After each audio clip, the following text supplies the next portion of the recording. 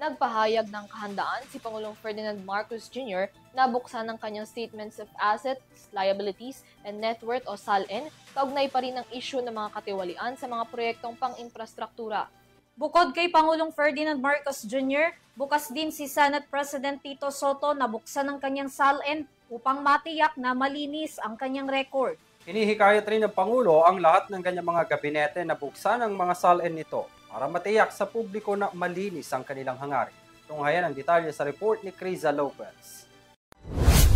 Handang ipasilip ng ilang opisyal ng pamahalaan ang kanilang Statement of Assets, Liabilities, and Net Worth o SALN sa gitna ng investigasyon ng kaso ng korupsyon sa gobyerno. Una na sa mga sumang-ayon na ipasilip ang SALN si President Ferdinand Marcos Jr. at Senate President Vicente Tito Sotto.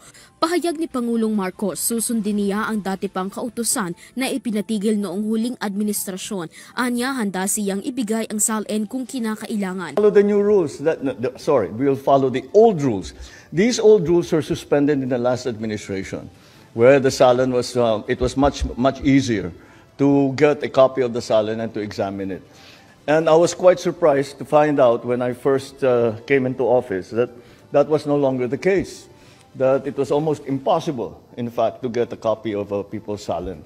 Kumpiyansa rin anya si Pangulong Marcos Jr. sa kanyang mga ginawa at hindi ginawa. Binigyang diin niya na wala siyang tinatago dahilan din ng pagkakatatag ng Independent Commission for Infrastructure para imbestigahan ang kaso ng korupsyon na nangyayari sa Pilipinas. Iginiit niya na ang investigasyon ng ICI ay proseso na hindi niya maaaring utusan o impluwensyahan. We investigate everybody.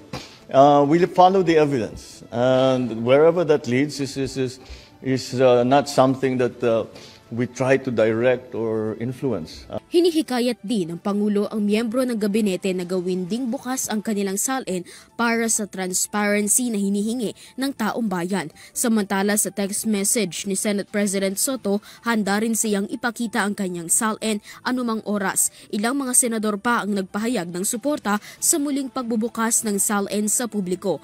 Katulad ni Senator J.V. Ejercito, Sherwin Gatchalian, Risa Hontiveros, Kiko Pangilinan at Joel Villanueva. Kamakailan naglabas ang Office of the Ombudsman ng memorandum kung saan inaalis nito ang restriction na makita ng publiko ang SALN ng mga opisyal ng gobyerno. Para sa EuroTV News, Criza Lopez, sumasaludo sa bawat Pilipino.